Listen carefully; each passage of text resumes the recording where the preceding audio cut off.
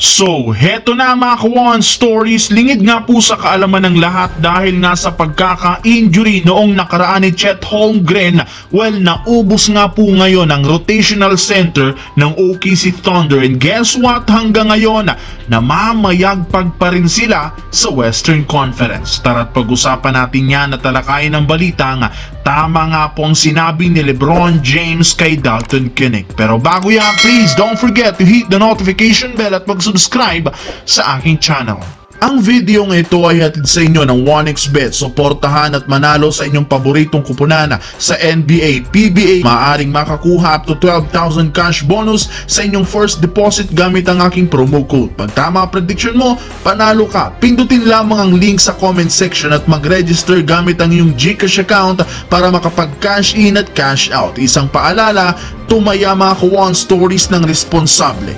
Nagawa nga po mga Kawan Stories na maipanalo ng OKC Thunder ang laban kontra sa Pelicans 106-88 salamat sa ipinakitang magandang performance ni na Shai Gilgeous-Alexander 29 points at si Jalen Williams na merong 31 points. Dahil dito na-extend nila sa 2 games ang win streak at umabot na rin sa 10 wins, 2 losses ang kanilang record bilang top 1 sa West. And guess what? Napapanatili nga po ng Thunder ang kanilang pwesto sa itaas kahit man parehas out ang kanilang mga sentro na sina Chet Holmgren, Jalen Williams at si Isaiah Hartenstein na pare-pareho nga pong may injury ngayon.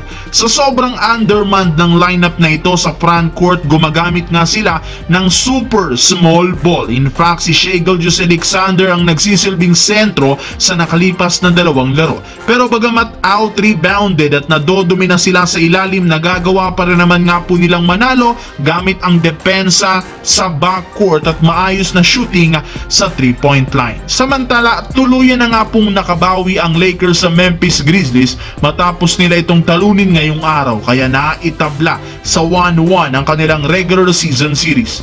Bukod dyan, na-extend rin naman ng Lakers sa 3 games ang win streak at naipagpatuloy ang 6 wins, 0 losses sa kanilang home court.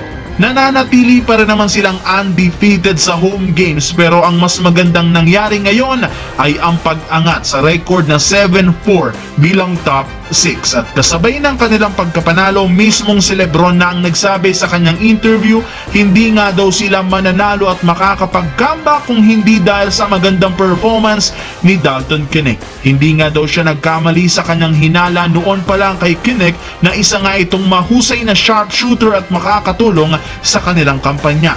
At dahil nga sa napakagandang performance ni Keunig, may ilang mga fans na nga po ang nag-request sa Lakers na kailangan nga po nilang gamitin itong syempre bilang kapalit ni D'Angelo Russell na hanggang ngayon patuloy pa rin naman ang pagiging inconsistent sa kanyang shooting.